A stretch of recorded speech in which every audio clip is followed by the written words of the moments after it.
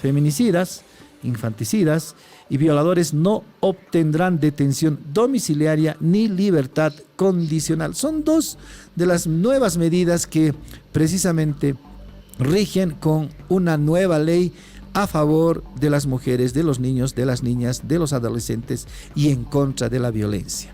Para hablar y ampliar este tema, estamos ya en contacto con Roxana Saconeta.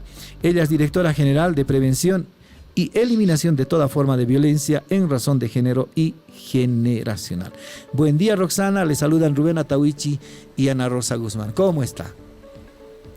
Buenos días, un saludo a Ana Rosa, Rubén y a toda la audiencia de La Razón Radio para poder compartir con ustedes la promulgación por nuestro presidente Luis Arce el día de ayer de la ley de protección a las víctimas de feminicidio, infanticidio y violación a niño, niña y adolescente. La ley de protección a las víctimas, dice la norma. Obviamente no había otra ley similar antes. Lo que ha hecho esta ley es un poco resumir o condensar sanciones que antes estaban un tanto dispersas o en su caso no estaban inscritas en la economía jurídica del país. Por eso es que los jueces, por ejemplo, soltaban a los feminicidas como si se tratara un delincuente de poca monta y obviamente estos delincuentes cometían las mismas atrocidades con las que habían sido sentenciadas por las autoridades judiciales. Ahora, por ejemplo, un feminicida no va a poder volver a su casa, sino cumplir su sentencia de principio a fin. Es una de las tantas medidas que esta nueva ley ha adoptado. ¿Nos puede explicar el espíritu de la norma, directora? Bueno, como tú mencionabas, Rubén, un cambio importante, estructural y que hace un cambio cualitativo en términos de la normativa y la aplicación de la misma, es el hecho que ya no va a existir detención domiciliaria para, ¿no es cierto?, los agresores feminicidas, infanticidas y violadores a niño, niña, adolescente.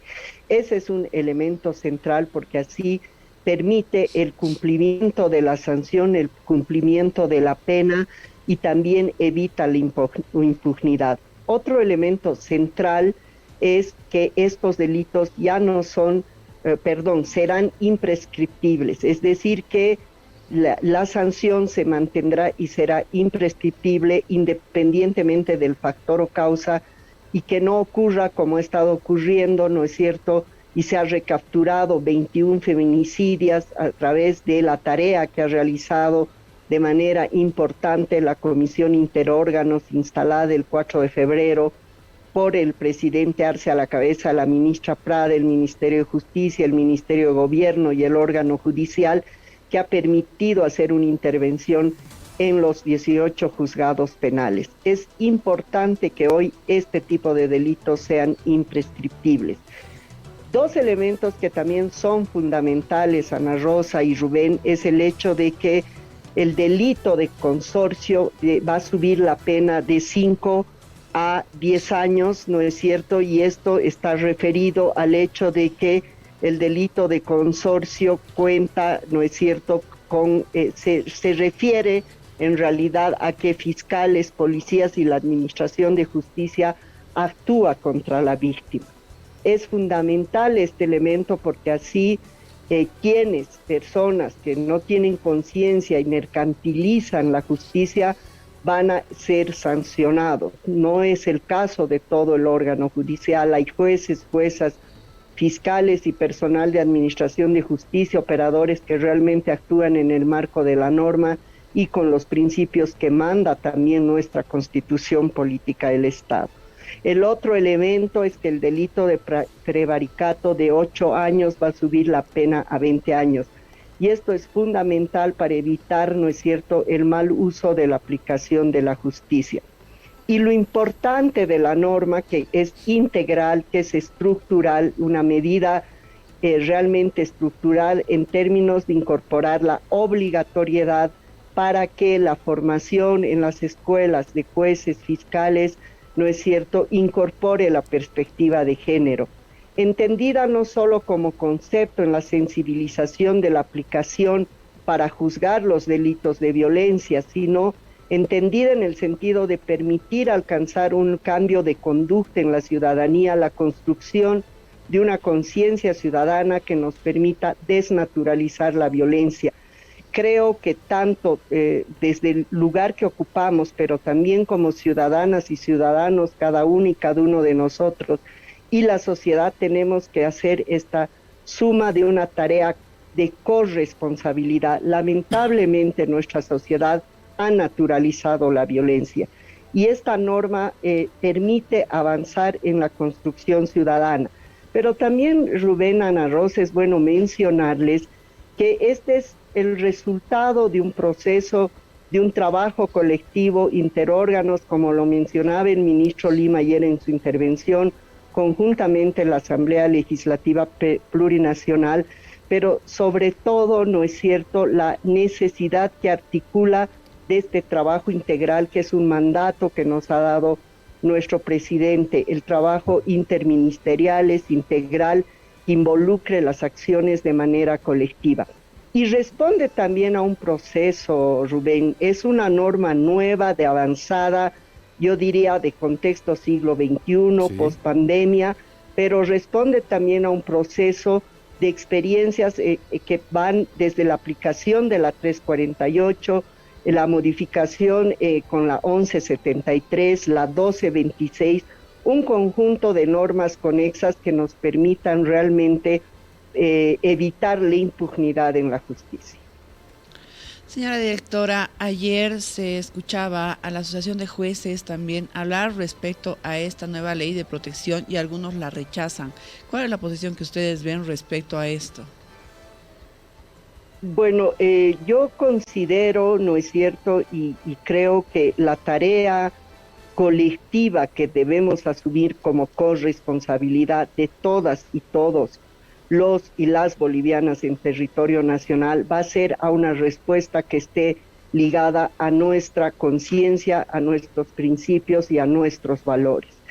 Me imagino lo que mencionas puede tener elementos que seguramente van a ser fundamentados, pero está claro, y el contexto internacional también ha mostrado que en países donde se han aplicado estos de tipo de normas que sí efectivamente son muy duras, son el resultado para poder no solo bajar el índice de feminicidios o infanticidios, sino lo que les decía, tenemos que empezar a tomar conciencia de desnaturalizar la violencia en nuestras vidas y en nuestros actos.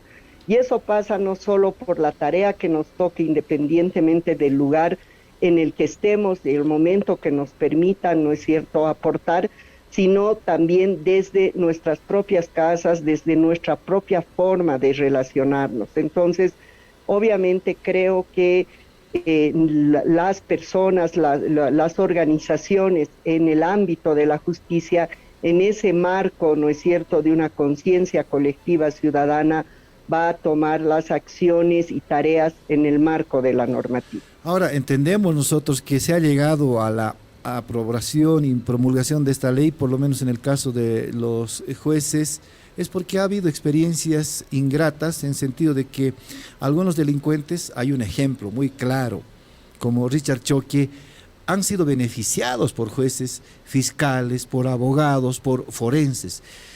No debería preocupar a los jueces, es nuestro criterio muy particular, que la norma disponga 20 años de prisión por prevaricato.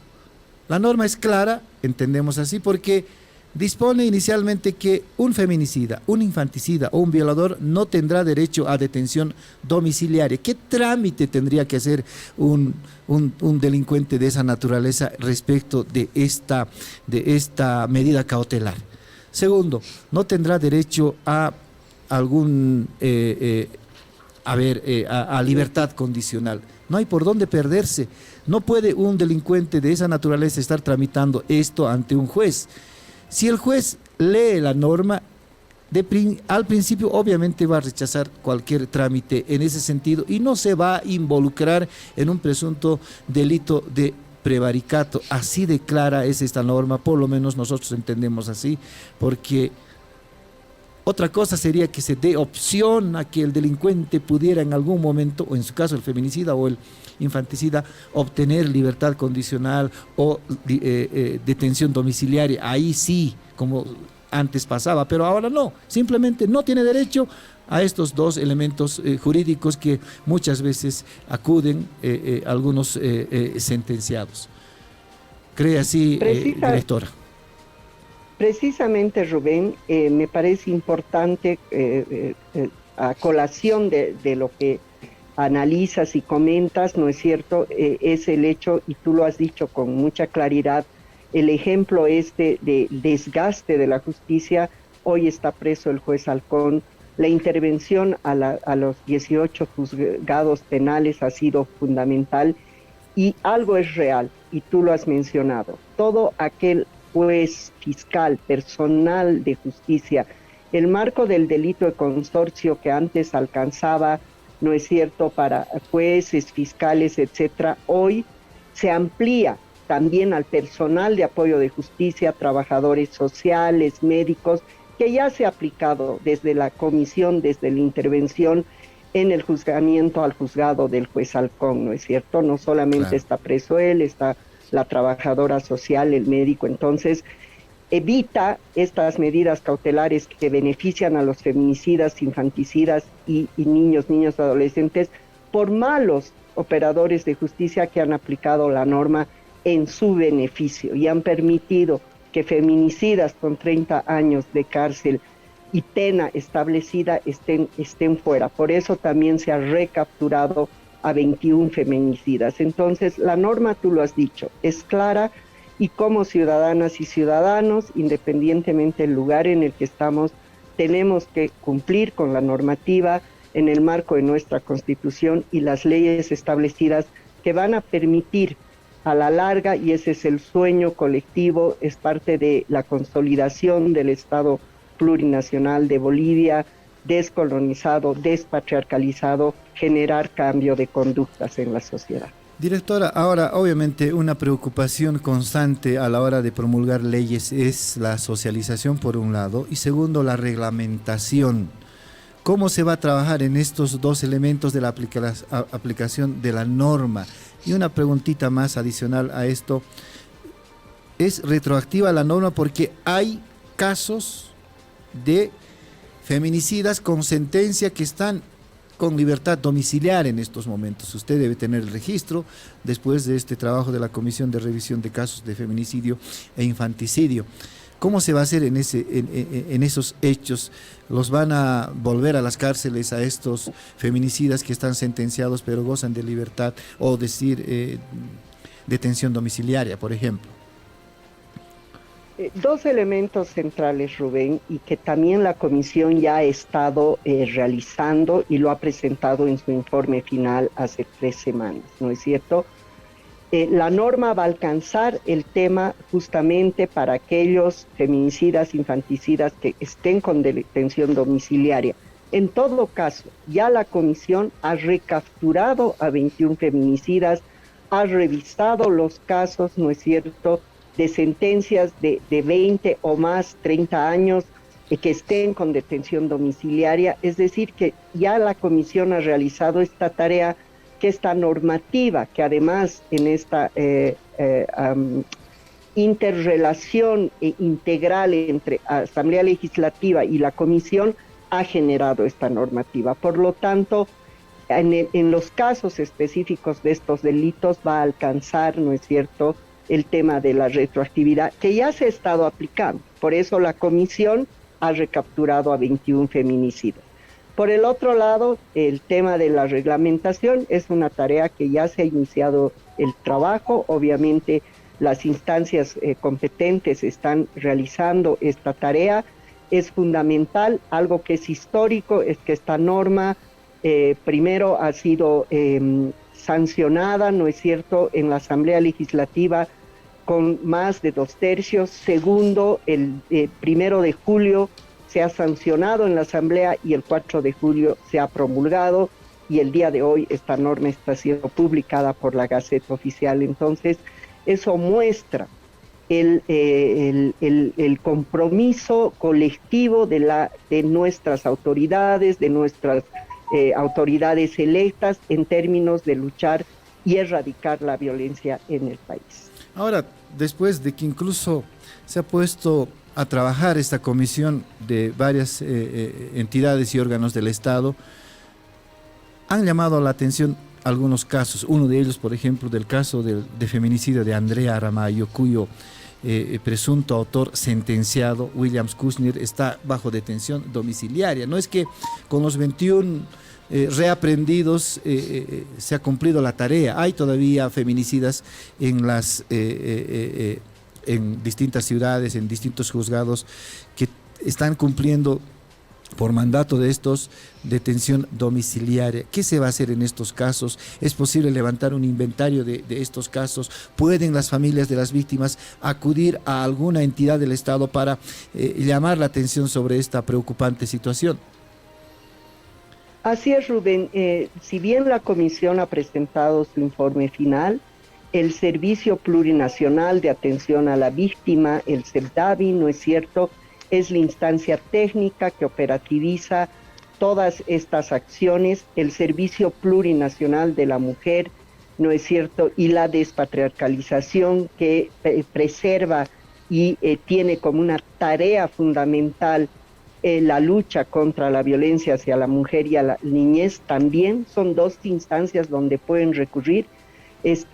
Has sido muy preciso tú respecto a que todavía hay feminicidas que están gozando de detención domiciliaria o de otro tipo de acciones que evitan que cumplan con la pena. No, la tarea no se ha cerrado con la comisión, la tarea continúa. Tenemos estas dos instancias que además dependen del Ministerio de Justicia y Transparencia Institucional, donde los familiares de víctimas pueden recurrir para dar cumplimiento, y con esta normativa, ¿no es cierto?, refuerza el hecho de que sí se debe recapturar y volver al lugar donde corresponde a los agresores, a los que han cometido feminicidio, infanticidio, para que cumplan la pena establecida de 30 años de cárcel.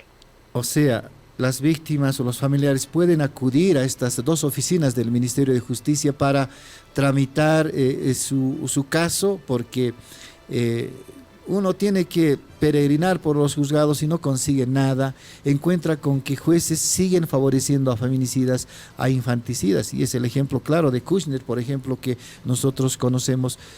Se puede entonces hacer ese trámite sin ningún otro rigor. Totalmente, Rubén. Se pueden apersonar a las oficinas en los 9 departamentos. Ambos servicios cuentan con oficinas, ¿no es cierto? Pueden hacerlo, y como tú decías, sin ningún otro rigor, ir al servicio, pedir el apoyo, el patrocinio.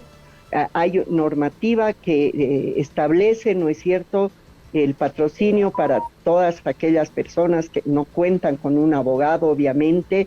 Entonces, o si cuentan y deciden que el servicio les atienda, pueden presentar. Están abiertas las puertas, es un mandato que tenemos del ministro, la atención, ¿no es cierto?, con celeridad y con prioridad, sobre todo a familiares de víctimas de feminicidio, infanticidio, y también a niñas, niños, adolescentes que han sufrido violación. Quiero persistir en esta pregunta. ¿Cómo se va a trabajar en la reglamentación de la ley 179? ¿Se va a trabajar con organizaciones de mujeres? ¿Se va a trabajar con defensorías? ¿Se va a trabajar seguramente con algunas entidades que están llamadas a luchar contra la violencia a la mujer, a los niños, a las niñas y a los adolescentes? ¿Para cuándo el reglamento? Bueno, un primer elemento que me parece importante, Rubén, es mencionarte que la normativa, ¿no es cierto?, responde también a la respuesta de un trabajo colectivo y de consulta. Como ustedes saben, el año pasado se está en un proceso de consulta y de recojo, ¿no es cierto?, de las vacíos o cuellos de botella con que cuenta nuestra actual ley vigente 348. Y este marco de normativa articulada, este conjunto de normativa que luche contra la violencia hacia la mujer y la niñez, mire el elemento de prevención y por el otro lado nos permita alcanzar la erradicación, es un trabajo que responde también a la demanda de la ciudadanía organizada.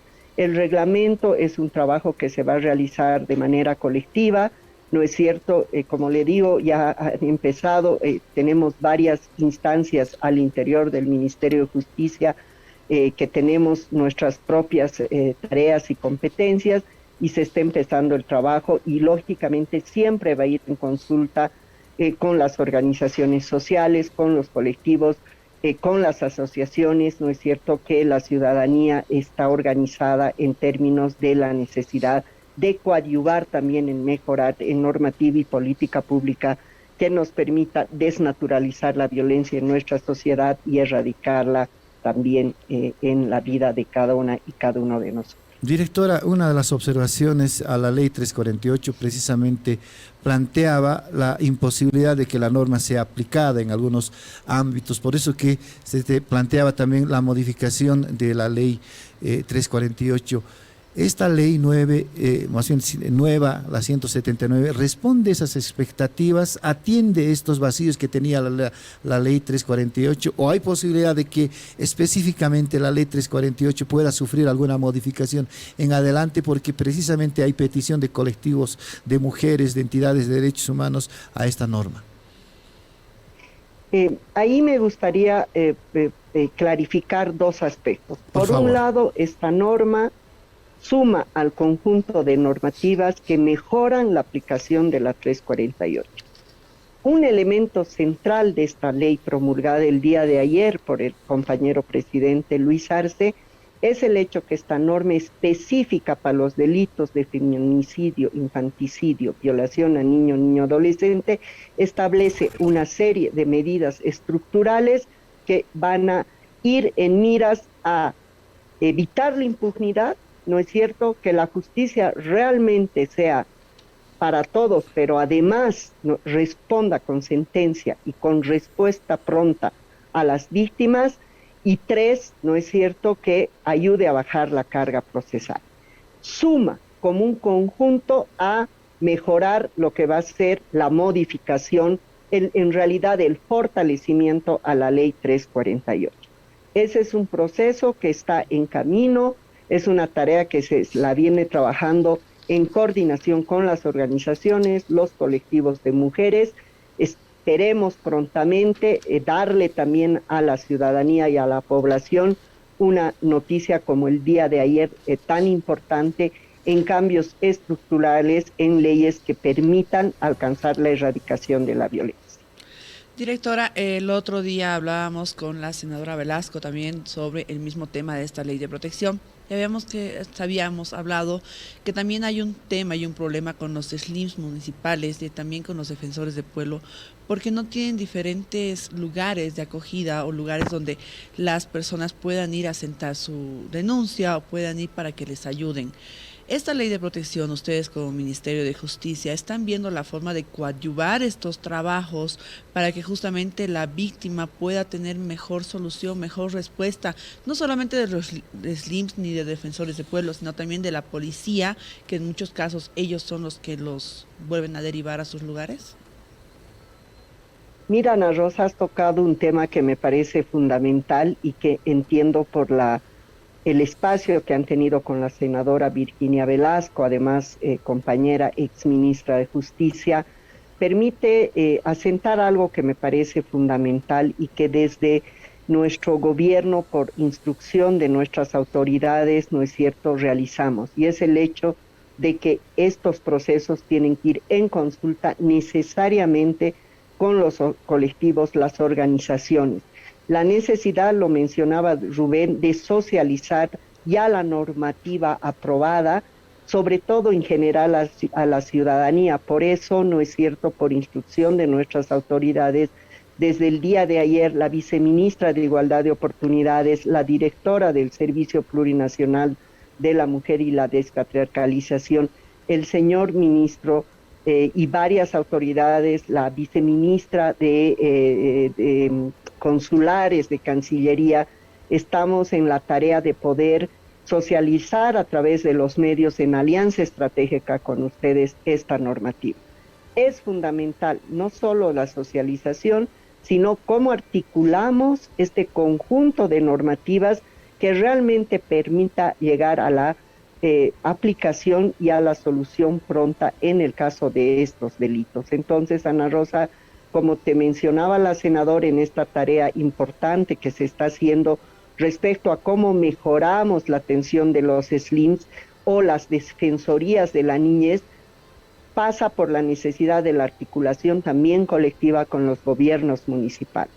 Y esa es una tarea que se la viene realizando desde el 2019, fue truncada por el golpe de Estado, pero tenemos una batería de decretos supremos, te menciono algunos, por ejemplo el 3981, la obligatoriedad en términos para hacer, no es cierto, los procesos de formación en prevención de violencia de servidores públicos, policías, fiscales, el 3828 que prevé las FELCBs, es decir, las fuerzas especiales de lucha contra la violencia comunitarias integrales, como el caso de la FELCB integral que ha sido, no es cierto, instalada en Sacaba hará un mes atrás por la ministra Prada, es decir, un conjunto articulado integral que permita al aparato estatal dar una respuesta pronta.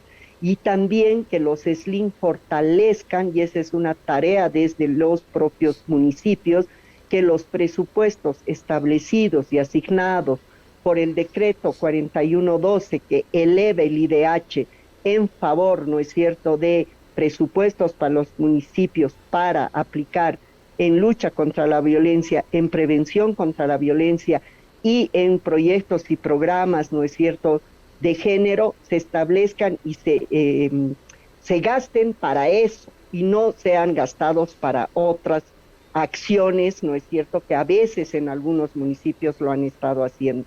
Entonces, este conjunto de medidas de manera integral va a fortalecer que los SLIMs y los DNIs también cumplan con la tarea y cuenten con los profesionales necesarios, los equipos necesarios para coadyuvar no solo en la recepción y atención de las denuncias, en el acompañamiento, sino en la tarea articulada para el cumplimiento y que se haga justicia. Ahora, más allá, obviamente, de la promulgación de la ley, las autoridades judiciales están llamados a cumplirlas, pero más allá de eso, creo que hay necesidad de que estas autoridades tengan sensibilidad con el problema. Ayer el presidente precisamente insinuaba eso, exhortaba a que los jueces o los operadores de justicia puedan tener sensibilidad con el problema y así atender con más facilidad las denuncias o en su caso los hechos de feminicidio, infanticidio y violación. ¿Cómo lograr eso? Va a ser una tarea difícil porque no todos los jueces y fiscales o los operadores de justicia tienen esa sensibilidad, quieren cumplir la ley al pie de la letra, dudan de las víctimas, para eso también la ley plantea sanciones contra la revictimización y obviamente lo que hacen es reproducir el problema, desatenderlo y dejarlo ahí en statu quo y puede ser un caldo de cultivo para la reproducción de estos actos de violencia en adelante. Hay mucha tarea que hacer y también en la sociedad. Tenemos que tener la capacidad de denunciar estos hechos desde el mínimo trato violento en las familias, en el entorno, en el grupo de amigos, en el grupo de compañeros. Una broma contra una mujer ya es un acto de violencia. Creo que nos falta mucho en ese sentido. Ojalá pudieran haber normas, pero no creo que una norma pueda regular eso, sino que el comportamiento ético y humano de las personas va a ayudar a esto. En ese sentido, Rubén, me parece importante, ¿no es cierto?, poder comentarles que esta tarea integral que nos han dado nuestras autoridades a la cabeza del presidente Luis Arce, pasa también por una tarea conjunta de medidas, conjuntamente el Ministerio de Educación, ¿no es cierto?, porque el tema de esta desestructuración que cada uno y cada uno debemos tener pasa también por un tema educativo y se tiene una serie de protocolos, ¿no es cierto?, y guías que se han trabajado en el Ministerio de Educación que están siendo implementados en el marco del modelo educativo sociocomunitario productivo que ayude desde niños a la prevención, pero también a desestructurar la naturalización de la violencia en nuestras vidas y además de construir un Estado despatriarcalizado, ¿no? El Decreto Supremo 4650, que declare el año 2022 como el año de la revolución cultural y la despatriarcalización, es otro elemento que se suma. Tú has dicho algo que es real.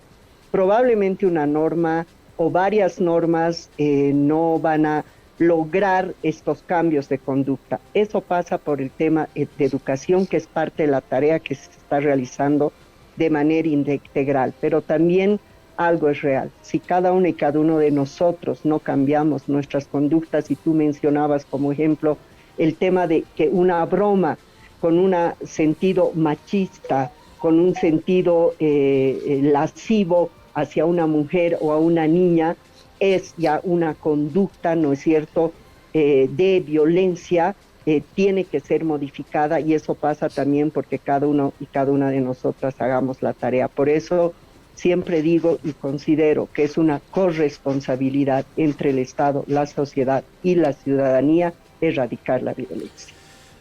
Directora Roxana Saconeta, le agradecemos su tiempo con La Razón Radio, ha sido amplia en las explicaciones y obviamente vamos a esperar de que las autoridades llamadas por ley hagan cumplir la norma y la sociedad también esté consciente de que de aquí en adelante hay una norma que sanciona estos extremos que en algún momento impedían tener justicia respecto de un feminicida, un infanticida o un violador, porque habían jueces que los estaban socapando, habían jueces que les estaban haciendo la vida más fácil. ¿Para qué? Para que vuelvan a cometer estos delitos. Gracias, directora, por su tiempo con La Razón Radio y Radio Monumental. Gracias, Rubén, gracias, Ana Rosa, y nuevamente un saludo revolucionario a toda la audiencia de La Razón Radio. Hasta luego. Gracias. Hasta luego, era Roxana Saconeta, directora general de Prevención, Eliminación de toda forma de violencia en razón de género y generacional, dependiente del Ministerio de Justicia.